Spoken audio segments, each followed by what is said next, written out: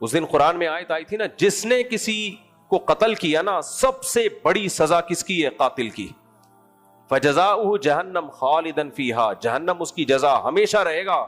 وغضب اللہ علیہ, اللہ کا غضب بھی, اللہ کی لعنت بھی, اور بڑا عذاب اللہ نے اس کے لیے تیار کر کے رکھا ہے.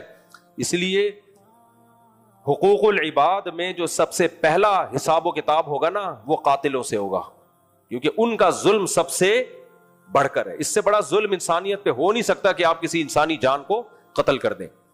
آگے ولا تقتلوا النفس التي حرم اللہ, کسی انسانی جان کا قتل مت کرو. بات پہ آج بندہ مارنا کوئی مسئلہ رہا نہیں ہے. اللہ کہتے ہیں ذالکم وصاکم بھی, اس کی اللہ تمہیں وصیت کرتا ہے. انسانی جان, اس میں اللہ نے مومن کا لفظ بھی نہیں کہا, کوئی بھی انسانی جان, چاہے مومن ہو چاہے کافر ہو. آج بات پہ بندے اڑا دیتے ہیں. اب دیکھو کتنے مبارک شخصیت تھے مولانا سمیع الحق صاحب کے جو بیٹے تھے, میری چند مہینے پہلے ان سے گپ شپ ہوئی, دوستی ہوئی, اتنا انہوں نے اسلام آباد میں ملاقات ہوئی, اکرام کیا, اتنے پولائٹ آدمی, مجھے بار بار دعوت دے رہے, آپ پکوڑا کھٹکائیں ہمارے مدرسے کا وزٹ. مجھے اتنی ایک اچھا لگا, انہوں نے رسپیکٹ دی. جب اطلاع ملی کہ دھماکہ ہوا اور شہید ہو گئے, کوئی بات ہی نہیں ہے. کس قدر انسانی خون کو سستا کر دیا ہے ان لوگوں نے. تو اللہ کہہ رہے ہیں وَلَا تَقْتُلُوا النَّفْسَ الَّتِي حَرَّمَ اللَّهُ, کسی انسانی جان کو قتل مت کرو. ان کا کیا قصور تھا بھائی, ان کی آپ سے کیا دشمنی تھی یار؟ مسجدوں میں گھس کے نمازیوں کو اڑا دیتے ہیں بات پہ. اس دن قرآن میں آیت آئی تھی نا, جس نے کسی کو قتل کیا نا, سب سے بڑی سزا کس کی ہے؟ قاتل کی. فجزاؤہ جہنم خالدا فیہا, جہنم اس کی جزا ہمیشہ رہے گا. وغضب اللہ علیہ, اللہ کا غضب بھی, اللہ کی لعنت بھی, اور بڑا عذاب اللہ نے اس کے لیے تیار کر کے رکھا ہے.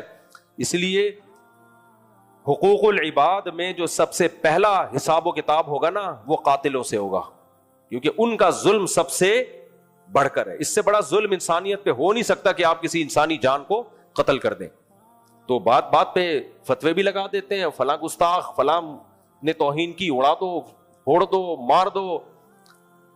اس دن ایک بچی کی ویڈیو آئی جس کے باپ کو توہین کا الزام لگا کے قتل کر دیا گیا. ایسے بلک کے رو رہی تھی, اتنا ترس آیا کہ میرے باپ تو نبی صلی اللہ علیہ وسلم سے محبت کرتے تھے, ہمارے ابو آتے تھے, ہمیں پیار کرتے تھے, ہمیں گھمانے لے کے جاتے تھے. وہ جوان باپ کا جنازہ گھر میں دیکھ رہی ہے, مارنے والا مار کے چلا گیا اور ہیرو بھی بن گیا. یہ آپ کو یہ دہشت گردی صرف پاکستان میں ملے گی, کہیں بھی نہیں ہے. یہ بھائی یہ قانون بنا ہوا ہے, لا بنا ہوا ہے. آپ کیس کرو, عدالت کو نیوٹرل ہو کے آپ کیس کی سماعت تو کرنے دو نا. توہین کے کیسز میں ہوتا کیا ہے, پہلے 50-100 بندہ, 200-250 بندہ ایس ایچ او کے سر پہ کھڑا ہوتا ہے, ایف آئی آر کاٹ ورنہ تیری گردن اڑا دیں گے. تو وہ جو ایف آئی آر کاٹے گا وہ عدل پر مبنی ہوگی ہے بھائی.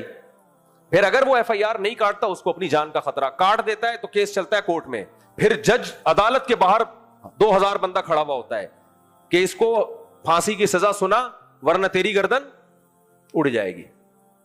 یہ چل رہا ہے پاکستان میں, اور یہ ہوائی باتیں نہیں ہیں, مشاہدے پر مبنی واقعات ہیں. کتنے بے گناہ لوگوں کو جیل کی کوٹریوں میں ڈال دیا, صرف اپنی ذاتی دشمنی نکالی, کوئی کیس بنا کے اس کے اوپر ڈال دیا. تو یہ ہو رہا ہے انسانی جان, اور مذہب کے نام پہ مار دو, مذہب کے نام پہ مار دو. انسانی جان کا قتل ہلکی چیز نہیں ہے, اس کے بہت سخت ثبوت ہونے چاہیے, اس کے بہت پاورفل ثبوت. توہین رسالت کا قانون یہ ہے کہ مرتکب کی سزا قتل ہے, بالکل ٹھیک قانون ہے, لیکن توہین کو ایکسپلین کون کرے گا؟ زبان کی لڑکھڑاہٹ, بولنا کچھ چاہ رہا تھا نکل کچھ اور گیا, یا کوئی علمی بات ہے جو بیان کر رہا ہے, اس کا مقصد توہین نہیں ہے, کوئی علمی چیز ہے. تو ان چیزوں پہ فوراً فتویٰ لگا دینا, اگلے کی زندگی بھی نہ دیکھنا کہ بھائی یہ کیوں توہین کرے گا, اس کا کیا دماغ خراب ہے کیا؟ بات پہ فتوے لگا دیتے ہیں, اور جو مارتا ہے وہ ہیرو بن کے آ جاتا ہے. تو یہ غلط ہے, یہ بھی انسانی جان کے قتل میں یہ چیز شامل ہے. اگر کسی کی زبان لڑکھڑاتی ہے, آپ اس کو اپنی بات کو ایکسپلین کرنے کا موقع دو. پھر اگر کوئی علمی اختلاف بیان کر رہا ہے تو اس کے دلائل سنو. کچھ بھی نہیں سنا جاتا, دھڑ فتوے, وہ اس نے اٹھا کے ادھر بندہ مار دیا, اس نے اٹھا کے ادھر بندہ مار دیا, اور مارنے والا ہیرو بن جاتا ہے. پھر اس مارنے والے کی مذمت میں کوئی بیان نہیں دے سکتا. کوئی مذمت میں بیان دے گا, اگلے دن وہ آیا ہوا ہوگا اخبار میں, اس کو بھی اڑا دیا. سرگودا میں کیا ہوا ہے, وہ ایک مقدس اوراق کا ایک ادارہ ہے, تو وہ کیا کرتے ہیں, سب سے مقدس اوراق جہاں بھی اللہ رسول کا نام کسی کاغذ پہ لکھا ہو لے کے نا جمع کرتے ہیں, کہیں دور لے جا کے دفن کر دیتے ہیں. میں نے ان سے کہا یار تم اتنی ٹینشن اٹھا رہے ہو تو یہاں گڑھا کھود کے ان مقدس اوراق کو جلا دیا کرو تاکہ لوگوں کے پاؤں میں نہ آئے. فقہا نے بیان کیا بھائی مقدس اوراق جو ہے, جو قرآن ہے کو بوسیدہ ہو جائے تو جلا دیا جائے تاکہ اس کے نقوش مٹ جائیں. کہتے ہیں کیا بات کر رہے ہو, ہم نے یہاں ایک دن ایسا کیا کہ ہم نے ایسے جلایا, وہ تھوڑی سی آگ نکلی, کہیں اڑوس پڑوس میں خبر پہنچ گئی کہ یہ قرآن کو جلایا ہے. اس وقت میڈیا بہت فاسٹ نہیں تھا. اب یہ جو جلا رہے تھے یہ توہین کی نیت سے نہیں بلکہ توہین سے بچانے کے لیے کہ پاؤں میں نہ آئے. کہہ رہے فوراً تھانے میں گیا, ہمارے لیے تو جان چھڑانا مشکل ہو گیا, پتہ نہیں کس طریقے سے جان چھڑی ہے. میں نے کہا شکر کرو میڈیا اس وقت اتنا فاسٹ, 20-25 سال پرانی بات ہے, ورنہ ایک ویڈیو فیس بک یوٹیوب پہ آنی تھی تمہاری بوٹیاں نوچ کے لوگ کووں کو کھلاتے. حالانکہ وہ بیچارہ کر کیا رہا ہے, مقدس اوراق کی حفاظت. تو جو مقدس اوراق کی مقدس شخصیات کی حفاظت کرنے والے, ساری زندگی ان کی تعظیم پہ بیان کرنے والے, انہی پہ فتوے کس کے لگ جاتے ہیں, توہین کے. تو انسانی جان کا قتل ہلکی چیز نہیں ہے. اس کو ایسا نہیں ہے کہ جو اڑا دو اس سے کوئی جنت نہیں ملے گی. اس بچی پہ مجھے اتنا ترس آیا جس کے باپ کو مار دیا یار, کیسے بلک بلک کے رو رہی ہے وہ. تو انسان کے لیے پورا گھر چل رہا ہوتا ہے کسی شخص سے, آپ نے اڑا دیا, اپنی ڈھڑک پوری کر لی اور ہیرو بھی بن گئے آپ. تو ایسے جذباتی لوگوں سے ہمیں اپنے ملک کو بچانا ہے, اپنے کلچر کو, اپنی سوسائٹی کو بچانا ہے. اور یہ صرف یہیں پر آپ کو ملے گا دنیا میں. ہاں جو واضح لفظوں میں توہین کر رہا ہے, ہمیں پتا ہے یہ شراب بھی نہیں پی ہوئی اس نے, دماغ صحیح ہے اس کا, جان کر جیسے ملحد لوگ کر رہے ہوتے ہیں, کوئی تعویل نہیں بنتی ہے اس کی, اور کیس چلتا ہے, پتا چل جاتا ہے کہ بھائی اس کی کوئی دوسرا مطلب بنتا نہیں ہے, تو ٹھیک ہے, اس کے لیے تو قانون بنا ہوا ہے.